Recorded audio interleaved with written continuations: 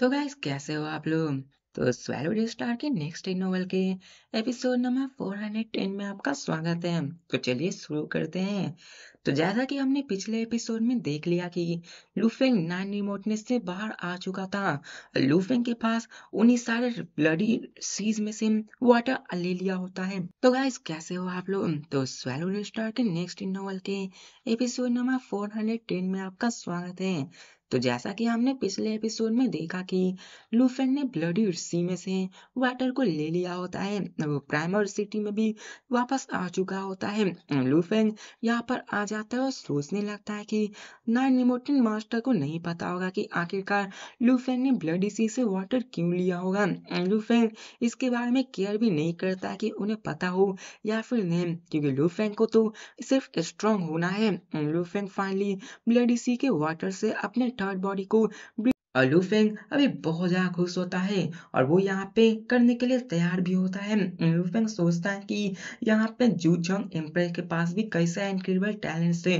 Bark mayor emperor उससे बदला लेना है और ऐसी कई सारी चीजें हैं जो मुझे आगे करना है और बिना पेन के कुछ भी गेन नहीं हो सकता है। और जिन्होंने मुझे मारने की कोशिश की ना, एक बार मुझे ब्रेक थ्रू करने दो, तब मैं उन सबको बताता हूँ। लूफेंग इन सब के बारे में सोचने लगता है, जिसके बाद दिखाया जाता है कि लूफेंग अपने इंटरनल वर्ल्ड में आ चुका होता है और हमें वहां पे 600 mile long golden horn beast को भी दिखाया जाता है, जो कि बहुत ज्यादा एक्साइटेड होता है अपने थर्ड बॉडी के लिए। और हमें दिखाया जाता है लूफेंग के मूसा बॉडी को, जो कहता है कि यहाँ पे टोटल 9 वर्ल्ड ट्रिस्ट है, जिसमें कि 9 इमोर्टल मास्टर के 108 प्रिंस बॉर्न किए थे और यहाँ पे 109 क्रिएचर सब बॉर्न होने वाले हैं, जिनमें से कि वन तो लूफेंग का ही होने वाला है। लूफेंग कहता है कि मुझे कैसे भी करके सक्सीड होने हैं, मुझे सक्सीड होना ही है, क्योंकि ये चांस को वो गवा नहीं सकता है।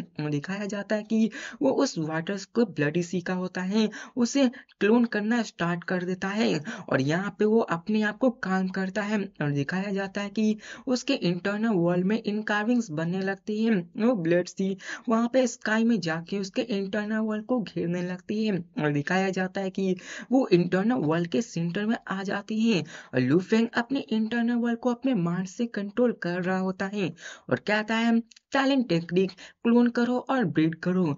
लूफेंग ऐसे ही करता है। उसी के साथ लूफेंग का पूरा इंटरनल वर्ल्ड ही ट्रेम्बल हिलने लगता है और वहां पे लूफेंग के डोपल किंगर भी बनने लगता है। इस बार यहाँ पे कई सारी एनर्जीज निकलने लगती हैं जो कि पूरे के पूरे वर्ल्ड में फैल रही होती हैं। वहां का वाटर पूरी तरह से इवोपोरेट हो जाता है और वहां पे कई सारे वर्ल्ड एनर्जीज वहां के बेसिक लाइफ फॉर्म्स को रैप करने लगती हैं और दिखाया जाता है कि पहले हमने पिछली दफा देखा था कैसे लूफेंग अपने वो सारी बॉडीज को हाइब्रिड करता है, वैसे ही होने लगता है। वहां पर एक्सेस बनने लगती है। लूफेंग कहता है कि अगर मैंने इसको कर दिया तो यहाँ पे मैं इसको जरूर करूंगा और ये मेरे लिए सबसे बड़ा अचीवमेंट होने वाला है, क्योंकि अगर लूफेंग इसको ब्रीड कर लेता है और आगे चलकर लूफेंग मारा भी क्यों नहीं जाएगा, तो लूफेंग फिर से रिबॉर्न हो जाएगा और यही तो इमोर्टैलिटी होती है। और देखा जाए लूफेंग इसमें सक्सेस हो गया तो लूफेंग इमोर्टल बन जाएगा। गोल्डन हॉर्न बीस्ट भी बहुत ज्यादा थ्रिलिंग में होता है। दिखाया जाता है कि लूफेंग कहता है एक्सलेंट एक्सलेंट और इसी के साथ लूफेंग छोड़ देता है अपनी थर्ड बॉडी को ब्रीड होने के लिए और लूफेंग यहाँ पे टियानचिन के साथ पीने लगता है। अब आप लोग कह रहे हो कि लूफेंग तो ब्रीड करने की कोशिश कर रहा है, तो यहाँ पे पी कौन रहा है। तो जैसा कि लूफेंग के 3 बॉडीज मौजूद हैं, तो लूफेंग अपने अर्थ बॉडी के साथ पी रहा होता है और अपने इंटरनल वर्ल्ड में ही उन सारे एग को फर्टिलाइज होने के लिए छोड़ देता है। दिखाया जाता है हमें वहाँ 600 साल बाद को, जहाँ पे लूफेंग को पता चल गया था कि उस एग को फर्टिलाइज होने में लूफेंग को 6 साल लगने वाले हैं अपने थर्ड बॉडी को ब्रीड करने के लिए, क्योंकि जितना ज्यादा स्टेबल और पावरफुल इंटरनल वर्ल्ड होगा उतना ज्यादा आसान होगा, लेकिन उतना ही ज्यादा लंबा होने वाला है, क्योंकि ये एक सेक्टर लॉर्ड का बॉडी होने वाला है और इसके लिए बहुत ही टाइम लगने वाला है, जो कि लगभग 600 साल लगने वाले हैं। अब देखा जाए 600 साल ज्यादा नहीं है, क्योंकि लूफेंग जानता था कि असल में एक स्पेशल लाइफ फॉर्म है तो लूफेंग इसके लिए इतना तो दे ही सकता है, और लूफेंग के लिए ये पलक झपकने के लिए भी होता है। और इसी के साथ लूफेंग अपने थर्ड बॉडीज को भी फिनिश कर लेता है। अब दिखाया जाता है लूफेंग कहता है कि मुझे एंसेस्ट्रल गॉड स्कूल में भी जाना होगा, क्योंकि मुझे अपने 600 सालों में वहां पे लॉ कॉम्प्रिहेंशन को भी पढ़ना होगा, और यहाँ पर मुझे एक अनडाइंग बनने में इतनी ज्यादा मुश्किलों का सामना नहीं करना होगा। लेकिन मुझे पता है कि जब मुझे यूनिवर्स नाइट बनना होगा तो मुझे बहुत ज्यादा मेहनत करना पड़ेगा। और यहाँ पे लूफेंग ने पहली प्लानिंग बना लिया होता है कि जैसे ही वो अपने आप के थर्ड बॉडी को ब्रीड करेगा, वो कोशिश करेगा कि वो एक अनडाइंग में ब्रेक थ्रू कर ले। लूफेंग ने पूरी तरह से क्लियर कर लिया था कि उसे सबसे पहले स्पेस लॉ को कॉम्प्रिहेंड करना है, ताकि वो टेलीपोर्टेशन पास को अच्छे तरीके से सीख सके। और ये उसका बहुत ही छोटा सा हिस्सा होने वाला था। और लूफेंग तो वैसे कई सारी चीजें करने वाली थी जो कि मैं स्किप करता हूँ, क्योंकि ऐसी बकवास लिखी हुई है। और फिर हमें सीन चेंज कर दिखाया जाता है जहाँ पे लूफेंग ड्राइंग करने के बाद प्राइमर के उस सिटी लीडर के पास चला जाता है, ताकि जितना चीज भी हुआ है वो सब चीज बता सके। प्राइमर के उस सिटी लीडर भी जानते थे कि लूफेंग क्या किया है। लूफेंग ने फिना फेवर को किए हुए उसने उस वाटर को ले लिया है। मतलब ये हुआ कि लूफेंग ने अपने टीचर के फेवर को वेस्ट नहीं किया है, उसकी अपनी थर्ड बॉडी को ब्रीड करना भी स्टार्ट कर दिया है। अब यहाँ पे प्राइमर के और सिटी लीडर भी ये सुनकर हंसने लगते हैं, और वो कहते हैं कि यहाँ पे कई सारे पावरफुल यूनिवर्स मास्टर हैं जो कि एंसेस्ट्रल गॉड स्कूल के क्रोज हैं, और उनके भी अलग अलग सब ऑर्गेनाइजेशन है एंसेस्ट्रल गॉड स्कूल में, और वो सिर्फ सब ऑर्गेनाइजेशन में डिपेंड करते हैं। लूफेंग से थोड़ा खुश भी होते हैं कि वो एंसेस्ट्रल गॉड स्कूल के अंदर आ चुका है, और वो कहता है कि तुम्हें और भी मेहनत करना होगा। अब दिखाया जाता है उसी दिन ही लूफेंग प्राइमर सीक्रेट रीजन में आ जाता है, और उसे छोड़कर ब्राउनिया आइलैंड पे भी आ जाता है अपने गॉड कंट्री टेलीपोर्टेशन को यूज करके। अब इसी के साथ हमें सीन चेंज कर दिखाया जाता है लूफेंग अपने ट्रू एंड नाइट टीचर के पास जाता है, यहाँ पे उसके कई सारे दोस्त होते हैं, जैसे कि थाउजेंड ग्रैंड एम्पर, चामान एम्पर, लिली एम्पर, और ऐसे ही कई सारे बंदे होते हैं। सबको पता चल जाता है कि लूफेंग वहां पे आने वाला है, और दिखाया जाता है कि सब लोग हैरान हो जाते हैं कि क्या ब्लेड रिवर एम्पर वापस आ गया है। ब्लेड रिवर एम्पर कोई और जगह से नहीं बल्कि नॉन रिमोटली स्पेस से वापस आ चुका है, और वो सारे हैरान होते हैं कि आखिर कैसे हो सकता है, क्योंकि उस जगह पे यूनिवर्स नाइट भी सरवाइव नहीं कर पाते हैं। और ब्लेड रिवर एम्पर वो कैसे सरवाइव कर पाया, दिखाया जाता है कि वहाँ जितने भी नाइट्स होते हैं वो कोई भी ब्लेड रिवर एम्पर के सेक्टर लॉर्ड के ऑरा को सेंस नहीं कर पा रहे होते हैं, क्योंकि यहाँ पे लूफेंग के उस ब्रीडिंग के कारण लूफेंग की वो ऑरा ही हाइड हो चुकी होती है, और सारे लोग कोई भी ब्लेड रिवर एम्पर के सेक्टर लॉर्ड के ऑरा को नहीं महसूस कर पा रहा था। लेकिन हमें दिखाया जाता है उन सारे नाइट्स को जो कहते हैं कि ये जरूर लूफेंग के उन्हीं ट्रू ट्रेजर की वजह से हुआ है। यहाँ पे दिखाया जाता है कि आखिर कैसे हो सकता है कि लूफेंग वहां पे बच के आ चुका है। वहां पे सब लोग बात करने लगते हैं कि क्या ब्लेड रिवर एम्पर के पास फिर से कोई नया ट्रेजर आ चुका है, और ये न्यूज लूफेंग की वापस आने की पूरी तरह से आग की तरफ फैल जाती है, और ये न्यूज डार्क मिरर एम्पर तक भी पहुंच जाती है कि लूफेंग वापस आ चुका है। और अब फिर हमें सीन चेंज कर डार्क मिरर एम्पर को दिखाया जाता है, जो कि अपने गौरी बॉडी को पूरी तरह से रिकवर कर चुका होता है, और वो और भी क्रूअल हो चुका है। और जबकि ट्रू एंड नाइट ने उन्हें क्रश किया होता है तो वो और भी गुस्सा होता है। अब यहाँ पे डार्क मिरर एम्पर को दिखाया जाता है, जो कहता है कि क्या वो न्यू सेक्टर लॉर्ड ओरा को भी छुपा लिया है, क्या वो अनडाइन बन चुका है, या फिर अपने किसी नए ट्रेजर को उसने पा लिया है। और वो सोचने लगता है कि मुझे उसे मारना होगा, नहीं तो मेरा बदला कैसे पूरा हो सकता है। या फिर हमें सीन चेंज कर लूफेंग को दिखाया जाता है, जहाँ पे वो अपने पैलेस पे आ चुका था, और वो अपने टीचर के साथ भी टाइम स्पेंड करने लगता है, और पाकिस्तान न्यूज के बारे में भी जान लेता है कि आखिर इस दुनिया में क्या हो चुका है। और फिर हमें ये पता चलता है कि लूफेंग असल में नाइन रिमोट ने स्पेस से 500 साल बाद लौटा होता है, और हमें एंसेस्ट्रल गॉड स्कूल में वैल्यूबल्स को दिखाया जाता है, जो कि लैंड ऑफ वैल्यूबल्स होता है, जहाँ पे कई सारे माउंटेन रेंज होते हैं, जहाँ पे कई सारे इनविजिबल वहाँ पे ट्रेजर्स मौजूद हो सकते हैं, और वहाँ पे कई सारे लेक्स भी मौजूद होते हैं। दिखाया जाता है लूफेंग को जो कि वहाँ पे आगे बढ़ने लगता है, और हमें दिखाया जाता है कई सारे वहाँ पे हायर्स को जो कि पहले से एंसेस्ट्रल गॉड स्कूल के तरफ से इस लैंड ऑफ वैल्यूबल्स में आए हुए होते हैं। सब लोग लूफेंग को देखकर कहते हैं कि यहाँ तो ब्लेड रिवर एम्पर आया हुआ है। अब यहाँ पे सब लोग हैरान भी होते हैं। वहाँ पे उन सबको भी पता चल जाता है। अब यहाँ पे हमें दिखाया जाता है कि सारे लोग हैरान होते हैं कि आखिरकार लूफेंग ऐसा कैसे हो सकता है। लूफेंग को दिखाया जाता है जिसको अभी 100 साल और लगने वाले थे, क्योंकि लूफेंग को 600 साल लगने वाले थे मैच्योर होने के लिए, 500 साल लग चुके हैं और 100 साल बाकी है। इसके बाद वो प्रिपेयर कर सकता है अनडाइंग बॉडी को अपने आप को अपग्रेड करने में, और वो अनडाइंग बन सकता है। यहाँ पे ऐसे लूफेंग लैंड ऑफ वैल्यूबल्स में घूमने लगता है और वहां पे वो आगे बढ़ने लगता है। लैंड ऑफ वैल्यूबल्स में हमें बताया जाता है कि टोटल 108 टॉलेस्ट माउंटेन्स मौजूद हैं, और हर एक टॉलेस्ट जितना ज्यादा टॉल माउंटेन होगा उतना ज्यादा हाइयर चांस है कि वहाँ का ट्रेजर बहुत ज्यादा पावरफुल होगा। लूफेंग यहाँ पे इसलिए आया था ताकि वो वहाँ के हाईएस्ट माउंटेन को एक्वायर कर सके।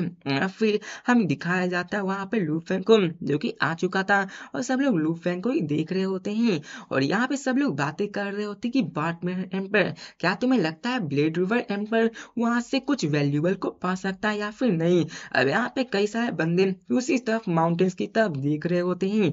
अब किसी को नहीं समझ में आया तो मैं आपको समझा दूं, लैंड ऑफ वैल्यूबल्स वो जगह है जहाँ पे 108 माउंटेन्स मौजूद है, और उन सारे हर एक माउंटेन्स में 108 वैल्यूबल्स मौजूद है जो कि बहुत ज्यादा प्रीसियस हैं, जिनमें से 108 में से 42 ऐसे हैं जो कि पहले से एक्वायर हो चुके हैं, मतलब वो पहले से ही लूट लिए जा चुके हैं, वहां पे जाने का कोई फायदा नहीं है। बचे बाकी तो उन सबसे वो वेट कर सकते हैं, और ये माउंटेन्स अभी भी अपने लिए सुटेबल हायर्स का इंतजार कर रहे होते हैं कि कौन सुटेबल हायर्स आए और उस माउंटेन्स का हकदार बन सके। फिर हमें दिखाया जाता है कि उस जगह पे बार्टमैन एम्पर भी आ जाता है, और सब लोग लूफेंग को ही देख रहे होते हैं कि क्या लूफेंग किस माउंटेन को एक्वायर कर सकता है, और लूफेंग के पास कौन सा वैल्यूबल ट्रेजर आने वाला है। फिर हमें दिखाया जाता है आगे को, जहाँ पे सब लोग गॉसिप कर रहे होते हैं। अब कुछ लोगों की बातों से हमें ये भी पता चलता है कि बहुत लोगों को ऐसा लग रहा था कि लूफेंग ही ब्लेड रिवर एम्पर है, और इन सब की पॉसिबिलिटी 90% है,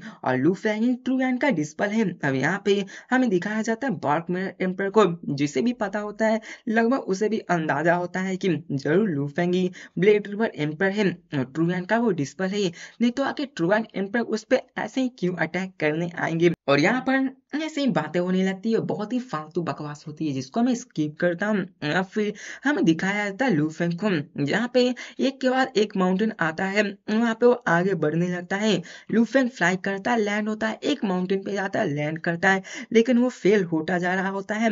लूफेंग फेल होता जा रहा होता है, और फ्रॉम द टॉलेस्ट माउंटेन लूफेंग वहाँ पे टॉलेस्ट माउंटेन से 60 टॉलेस्ट माउंटेन पे आ चुका होता है, लेकिन लूफेंग को वहाँ पे नहीं मिल पा रहा होता है। लेकिन लूफेंग हार नहीं मानता, वो आगे बढ़ने लगता है, और यहाँ पे लूफेंग क्या आता है कि इन सारे वैल्यूबल्स को ओपन करने में तो बहुत ही मुश्किलों का सामना करना पड़ रहा है, लेकिन मुझे पैनिक नहीं करना है। लूफेंग तो यहाँ पे अपने लक को ट्राई करने आया है, और यहाँ पे वो देख सकता है कि वहाँ पे कई सारे अदर रेसेस के बंदे उसे बहुत ज्यादा नफरत कर रहे थे, क्योंकि यहाँ पे कोई भी नहीं चाहता कि लूफेंग के पास एक ट्रेजर मौजूद हो, क्योंकि लूफेंग के पास पहले ही इतने सारे वैल्यूबल ट्रेजर मौजूद है। और फिर ऐसे लूफेंग आगे बढ़ने लगता है। लूफेंग ऐसे ही आगे बढ़ते बढ़ते 106 टॉलेस्ट माउंटेन के आगे बढ़ने लगता है। यहाँ पर लूफेंग पूरी तरह से उम्मीद हार चुका था कि क्या लूफेंग को माउंटेन मिल भी पाएगा या फिर नहीं, क्योंकि टोटल 108 मौजूद थे, और लूफेंग 106 पे आ चुका था, और सिर्फ दो ही वहां पे पड़ा था। लेकिन तभी दिखाया जाता है कि वहां पे जैसे ही लूफेंग आगे बढ़ने लगता है, वहां पे चारों तरफ हिलने लगता है, माउंटेन्स डगमगाने लगता है, जिसे देखकर सबको कंफ्यूज हो जाता है कि क्या इसका मतलब ये हुआ कि ट्रेजर ओपन होने वाला है। लेकिन अभी भी कोई श्योर नहीं था कि क्या लूफेंग उस ट्रेजर को पा लिया या फिर नहीं, और यहाँ पे सारे हायर्स कैजुअली बात कर रहे होते हैं और लूफेंग की तरफ देख रहे होते हैं कि क्या लूफेंग इसमें सक्सीड हो पाएंगे या फिर नहीं। लेकिन दिखाया जाता है कि लूफेंग इसमें कामयाब हो जाता है, उसमें से ट्रेजर निकलता है और ट्रेजर निकल जाता है, और वो एक ट्रू ट्रेजर होता है। बाद में एम्पर भी वहां पे आ जाता है और कहता है नामुमकिन, ऐसा नहीं हो सकता है, ये नहीं हो सकता है, लूफेंग इसको नहीं पा सकता है, और उसे विश्वास नहीं होता कि लूफेंग ने ट्रेजर को निकाल लिया है। अब जितने भी हारिस वहां पे खड़े थे सारे लोग ठुल हो जाते हैं, और सब लोग कहते हैं ये तो वैल्यूबल है, ये तो बहुत ज्यादा वैल्यूबल है, और दिखाया जाता है माउंटेन कांपने लगता है, उसके अंदर से ट्रेजर आने लगता है, है और वहां से कई सारे ट्रेजर्स निकलते हैं और यहाँ पे सब लोग में लड़ाई हो जाता है कि नहीं, मैंने उस ट्रेजर को निकाला, मैंने उस ट्रेजर को निकाला है। और सब लोग यहाँ पे वहीं पे खड़े होकर लड़ रहे होते हैं कि मैंने उस ट्रेजर को निकाला है। और सब लोग कह रहे हैं अब ऐसा इसलिए क्योंकि वहाँ का ट्रेजर बहुत ज्यादा प्रीशियस होता है और लूफेंग भी वही होता है। यहाँ पे सब लोग कंफ्यूज होते हैं कि आखिर उस ट्रेजर को किसने खोला है, क्योंकि असल में उस जगह पर 7 हायर्स मौजूद थे और सातों में से किसी एक का ट्रेजर हो सकता है। लूफेंग उन सातों में से एक मौजूद था। तो चलो देखते हैं कि आखिर वो कौन बंदा है जिसने उस ट्रेजर को ओपन किया है। में दिखाया जाता है कई सारे जो दूर से देख रहे होते हैं वो कहते हैं कि आखिर किसने इस वैल्यूबल को ओपन किया है। और सब लोग कहते हैं ये जरूर ब्लेड रिवर एम्पर होगा क्योंकि मैंने उसको देखा है, वही उस माउंटेन पे लैंड किया है। यहाँ पे कई सारे ऐसी बात कर रहे होते हैं, सभी लोग डिबेट कर रहे होते हैं, लेकिन दिखाया जाता है कि जितने भी लोग डिबेट कर रहे होते हैं उन सबको वहां से किक आउट कर दिया जाता है, उस माउंटेन पर से हटा दिया जाता है। वहां पे सिर्फ ब्लेड रिवर एम्पर ही बचा हुआ था। मतलब साफ है कि उस ट्रिगर को किसी और ने नहीं, लूफेंग ने ही ट्रिगर किया होता है। सब लोग यहाँ पे हैरान हो जाते हैं। ब्लैक मिरर एम्पर तो वो बहुत ही गुस्से में था। लूफेंग के सामने ही ब्लेड रिवर एम्पर था, लेकिन यहाँ पे हमें पता है कि एंचेस्टर स्कूल में नो किलिंग रूल है, यहाँ पे कोई भी किसी को नहीं मार सकता है। इसी कारण ब्लैक मिरर एम्पर भी लूफेंग पे अटैक नहीं कर सकता है। न ही लूफेंग के पास अभी इतनी पावर है कि वो ब्लैक मिरर एम्पर को मार सके, लेकिन आगे चल के वो जरूर मारेगा। फिर ऐसे ही वो आगे देखने लगता है। लूफेंग को यहाँ दिखाया जाता है जो कि बाहर नहीं देख पाता कि आखिर बाहर चल क्या रहा है, लेकिन वो ये गेस कर पा रहा था कि आखिर बाहर क्या हो रहा है। और वो स्माइल भी करता है क्योंकि लूफेंग को तो जलाने में मजा आ रहा था दूसरे रेसेस के बंदे को। और यहाँ पे लूफेंग कहता है ये मैं हूँ जिसे वह वैल्यूबल मिलने वाला है। यहाँ पे बहुत ज्यादा बकवास होने वाली है, इसलिए मैं इस सारे बकवास को स्किप कर देता हूँ, डायरेक्ट ट्रेलर पे आता हूँ। अब यहाँ पे हमें पता चलता है कि लूफेंग को जो ट्रेजर मिलता है असल में वो फ्लाइंग प्लेस ट्रैप ट्रेजर होता है। और लूफेंग बहुत ही एक्साइटेड हो जाता है और कहता है कि ये सिर्फ एक टॉप टायर ट्रेजर है, लेकिन फिर भी ये ट्रू ट्रेजर जितना कंपेयर किया जा सकता है। तो चलो अब जानते हैं कि आखिर ये ट्रू ट्रेजर कितना ज्यादा पावरफुल है। लूफेंग इन सब की चीज के बारे में इंस्टेंटली जान जाता है और पता चल जाता है कि उस फ्लाइंग प्लेस टाइप ट्रेजर को सिल्वर ड्रैगन फैंटम शिप कहा जाता है, जो कि एक टॉप टायर ट्रेजर से जो कि स्काई वुल्फ फैलेंस के द्वारा फंक्शन किया जाता है। बताया जाता है कि ये अपने यूजर को प्रोटेक्ट करेगा जब तक कि उसका यूजर उस शिप के अंदर होगा। कोई भी ऐसा बंदा नहीं है जो कि उस शिप को डिस्ट्रॉय कर पाएगा और वो बंदे के हर एक अटैक को यूजलेस बना देगा। सोल अटैक को भी वो बहुत ज्यादा वीकेंड कर देगा। हमें पता चलता है कि अगर बात मेरा एम्पायर के द्वारा जब लूफेंग हंट किया जा रहा था और लूफेंग के पास उस वक्त भी शिप होता तो बात मेरा एम्पायर चाह कर भी उससे थोड़ा सा भी नुकसान नहीं पहुंचा सकता था जब तक वो उस शिप के अंदर होगा। और वो आराम से बार्क मिरर एम्पर से छुटकारा पा सकता है। वो आराम से ही मास्टर ऑफ स्काई वुल्फ के द्वारा भी वहां से निकल कर जा सकता है और साथ ही साथ में वो 9 रिमोट्स के अंदर से भी वहां से जा सकता था। अब ये सिल्वर ड्रैगन फैंटम शिप बहुत ही बड़ा होता है और ये एक फोर्ट्रेस के जैसा ही होता है। अब बात करें इसके पावर की, इसकी फ्लेक्सिबिलिटी की, तो आप ये जान लो कि यूनिवर्स नाइट इसको डिस्ट्रॉय कर ही नहीं पाएंगे। और बात रही यूनिवर्स मास्टर की, तो उन्हें थोड़ा सा पावर यूज करना पड़ेगा ताकि वो इसे डिस्ट्रॉय कर सके, क्योंकि ये एक टॉप टायर ट्रेजर से और इसको इतना ज्यादा आसान भी नहीं है। और जैसा कि लूफेंग के पास अपने टावर पेयर है जो कि उसके सोल को प्रोटेक्ट करती है, और जब लूफेंग एक अनडाइंग बन जाएगा तो वो इसको यूज करेगा ताकि वो अपने आप को और भी ज्यादा पावरफुल बना सके। अब यहाँ पे लूफेंग कहता है कि चलो ऐसा ही करूंगा, और जब मैं पावरफुल हो जाऊंगा और जब मैं स्टार टावर को यूज करने के लिए काबिल हो जाऊंगा तो यही मेरा ट्रम्प कार्ड होने वाला है। तब तक के लिए मैं इसको यूज करने वाला हूँ और मैं इसको गैलेक्सी बुलाऊंगा। दिखाया जाता है कि लूफेंग उसको रख लेता है और गैलेक्सी वही नाम रखता है। लूफेंग कहता है कि तुम मेरे साथ ही रहोगे जब तक कि मेरे पास स्टार टावर नहीं आ जाता।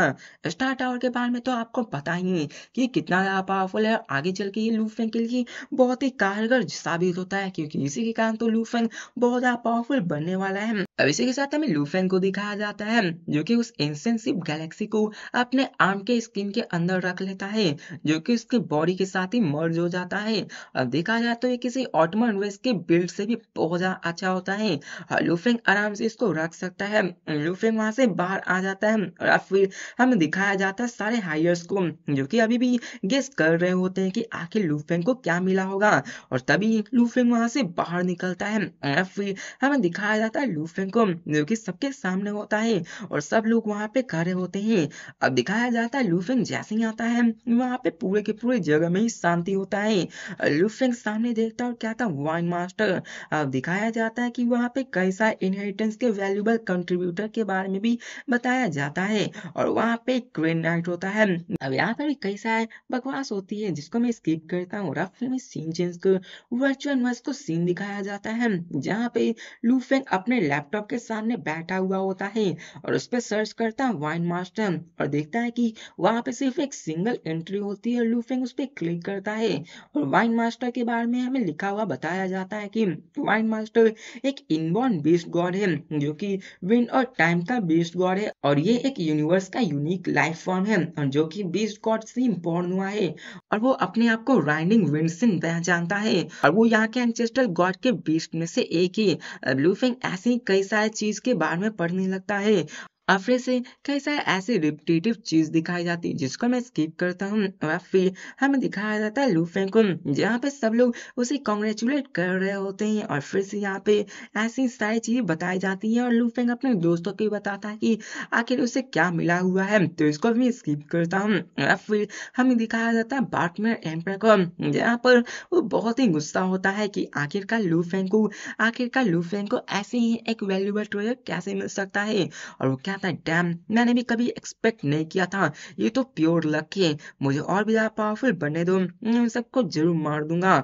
और यहाँ पे उसकी आंखों में गुस्सा साफ देखा जा रहा होता है और फिर हमें सीन चेंज कर लूफेंग को दिखाया जाता है जहाँ पे लूफेंग गोल्डन और बीस्ट को अपने ब्लड रिवर क्रिस्टल के साथ मर्ज कर रहा होता है। पहले लूफेंग ने 165 ब्लड रिवर क्रिस्टल को एब्जॉर्ब किया होता है और जबकि लूफेंग का इतना साल बीत चुका है, वो इतना पावरफुल हो चुका है, तो ऐसे ही वो आगे बढ़ने लगता है 165 से 166 167 168 ऐसे ही आगे बढ़ने लगता है। वो ऐसे ही एब्जॉर्ब करना शुरू हो जाता है। वैसे भी हमें पता है कि स्पेस बीस्ट के अभी 600 माइल्स लंबा हो चुका था लूफेंग एब्जॉर्ब करता है 196 197 198 ऐसे ही करते करते लूफेंग 200 तक इसको एब्जॉर्ब कर लेता है और दिखाया जाता है लूफेंग जैसे ही 200 को एब्जॉर्ब करता है उसकी मसल्स, उसकी बोन्स, उसके स्किल्स और भी ट्विस्ट होकर पावरफुल होने लगते हैं, उसमें से बहुत ज्यादा प्रेशर निकलने लगता है। और यहाँ पे बताया जाता है कि लूफेंग ने अपने first 5 volume of 9 volume manuals को कंप्लीट कर लिया था जिसके कारण गोल्डन ऑन बीस्ट की जेनेटिक्स लेवल 10 टाइम ज्यादा बढ़ चुकी थी। मतलब ये हुआ कि वो अभी 480 टाइम ज्यादा पावरफुल बन सकता है और उसकी बैक 20 टाइम्स इंप्रूव हो चुकी है, उसको बहुत ज्यादा पावरफुल बना देती है। अब लूफेंग ऐसे मर्ज करना शुरू कर देता है। इसके बाद 226 227 228 आगे बढ़ने लगता है 281 282 और ऐसे ही आगे बढ़ने लगता है। लूफेंग स्टार टावर का भी यूज कर रहा था अपनी सोल को स्ट्रेंथनिंग करने के लिए। ऐसे करते करते 299 से लेकर 300 तक लूफेंग एब्जॉर्ब कर लेता है। लूफेंग का राइट क्लाउन अपने लिमिट को हिट कर देता है और दिखाया जाता है कि लूफेंग के अंदर से और भी पावरफुल एनर्जी निकलने लगता है। यहाँ पे लूफेंग ने कई सारे को मर्ज कर लिया था। लूफेंग देख पा रहा था कि अपने आप के पावर में कितना ज्यादा इजाफा हुआ था। ऐसे ही वो आगे बढ़ने लगता है 380 381 ऐसे लूफेंग एब्जॉर्ब करने लगता है और लूफेंग बहुत ज्यादा स्ट्रॉन्ग बनने लगता है। इनफैक्ट पहले वो 6000 ज्यादा पावरफुल था सेक्टलॉर्ड से, वो बढ़ के 6500 हो चुका होता है और ऐसे ही वो आगे बढ़ने लगता है। ये 6500 आप छोटा मोटा नंबर मत समझो। पहले आपने देखा कि लूफेंग 480 टाइम्स स्ट्रॉन्गर था, लेकिन 480 से बढ़कर 6400 बढ़ चुका था जो कि बहुत ज्यादा पावरफुल था। लूफेंग यहाँ पे हंसते हुए कहता है कि 6000 टाइम्स मैं जूचोंग एम्प्रेस से 6000 गुना ज्यादा पावरफुल बन चुका हूँ और एक स्पेशल लाइफ फॉर्म उसी 5000 टाइम्स ही ज्यादा पावरफुल होता है और ब्लैक मिरर एम्पर वो तो सिर्फ 2000 ज्यादा टाइम्स पावरफुल है। और यहाँ पे कुछ ही ऐसे बंदे हैं जो कि लू फेंग को इन सारी चीजों में टक्कर दे सकते हैं। और लू फेंग तो जू चेंग एम्प्रेस से भी ज्यादा पावरफुल हो चुका था। ये बात हो रही है उसके जेनेटिक लेवल्स की। और लू फेंग ने अपने जेनेटिक्स लेवल्स को इस हद तक बढ़ा दिया था कि उसे यूनिक लाइफ या फिर स्पेशल लाइफ फॉर्म्स के भी ऊपर दर्जे में रखा जा सकता था। यहाँ पे लू फेंग और भी ज्यादा पावरफुल बन चुका था। या फिर लू फेंग ऐसे ही अपने आप को एब्जॉर्ब करना शुरू कर देता है और दिखाया जाता है कि वो ऐसे ही पावरफुल होता जाता है। बात रही लू फेंग की अपने लेफ्ट पाम की, तो लू फेंग अपने दूसरे पाम में भी इसको एब्जॉर्ब करना शुरू कर देता है। और लू फेंग अपने अर्थ बॉडी के साथ भी मर्ज करता है। और लू फेंग पहले 40 के 61 81 ऐसे ही करते करते वो आगे बढ़ने लगता है। लेकिन जैसे ही वो 83 पे आता है वो फेल हो जाता है, वो 82 ही पे रुक जाता है। और लू फेंग भी हैरान हो जाता है कि क्या मैं सिर्फ ह्यूमन बॉडी में 82 को ही एब्जॉर्ब कर सकता हूँ। और वो सोचने लगता है कि गोल्डन हॉर्न बीस्ट इसके लिए मोर सुटेबल है, क्योंकि वो और भी ज्यादा पावरफुल बन सकता है, क्योंकि गोल्डन हॉर्न की रेसिस्टेंस पावर बहुत ज्यादा होती है। लू फेंग अभी 82 को एब्जॉर्ब कर पा रहा था। अब यहाँ पे लू फेंग सोचने लगता है कि आखिर क्या करूं, मैं अभी सिर्फ ह्यूमन बॉडी में 82 ब्लड रिवर क्रिस्टल को ही एब्जॉर्ब कर पा रहा हूँ। अगर मैं 100 क्रिस्टल को एब्जॉर्ब कर पाता तो मेरी अर्थन बॉडी 4800 टाइम्स ज्यादा पावरफुल हो जाती। यहाँ पे वो सोचने लगता है कि मुझे क्या करना चाहिए, क्या मुझे 6 वॉल्यूम ऑफ 9 वॉल्यूम मैनुअल को कंप्लीट करना चाहिए। और वो सोचने लगता है कि आखिर उसे क्या करना चाहिए, क्या उसे बीस्ट गॉड ब्लड को यूज करना चाहिए। ऐसे ही वो सोचने लगता है। अब इतने के साथ लू फेंग कहता है कि चलो मैं अपने गोल्डन हॉर्न बीस्ट में ट्राई करता हूँ। अब जैसा कि आपने पहले देखा कि लू फेंग ने अभी तक जितने भी ब्लड रिवर क्रिस्टल को एब्जॉर्ब किए हैं वो अपने राइट क्लॉ में ही एब्जॉर्ब किए थे। मतलब उसके राइट क्लॉ में ही एम्पलीफिकेशन हुई थी, उसकी पूरे बाकी बॉडी को नहीं हुई थी। आप लोग इस बात का ध्यान देना। अब बारी थी लू फेंग अपने बैक मतलब अपने पीठ को भी अपग्रेड करना चाहता था। वो एब्जॉर्ब करता है 200 ब्लड रिवर क्रिस्टल अपने बैक में इंसर्ट करता है और वहां के अपने पावर को बढ़ाता है। वो बहुत ज्यादा पावरफुल हो जाता है और ऐसे ही वो मर्ज करना शुरू कर देता है 281 300। ऐसे ही वो अपने आप को एब्जॉर्ब करना शुरू कर देता है। लू फेंग के टोटल 12 बॉडी पार्ट्स थे, जिनमें से एक बैक एक क्लॉ आ जाता है और भी 10 बॉडी पार्ट्स बचे हुए थे जो कि लू फेंग एब्जॉर्ब करने वाला था। और लू फेंग ऐसे ही एब्जॉर्ब करना शुरू कर देता है। लू फेंग और भी स्ट्रांग होता जा रहा होता है, अपने बॉडी पार्ट्स को वहां पे एब्जॉर्ब करा करा के दिखाया जाता है कि लू फेंग तो पहले ही इतना पावरफुल हो चुका होता है। और लू फेंग आगे ऐसे एब्जॉर्ब करना शुरू कर देता है। और यहाँ पे मैं आपको बता दूं कि जब मैं एक्सप्लेन कर रहा था तो ऐसे कई सारे चैप्टर्स थे जो कि रिपीटेड मोड में आ चुके थे, जो एक ही चैप्टर्स दो बार एक्सप्लेन किए हुए थे। हो सकता है कि बीच में का एक चैप्टर गायब हो। तो चलो कंटिन्यू करते हैं। तो अब अगली वीडियो में कल लाऊंगा और मैं प्लान कर रहा हूँ डेली के सिर्फ 2 ही वीडियो अपलोड करने के लिए। तब तक के लिए बाय, मिलते हैं नेक्स्ट वीडियो में और आप लोग सपोर्ट दिखाते रहना।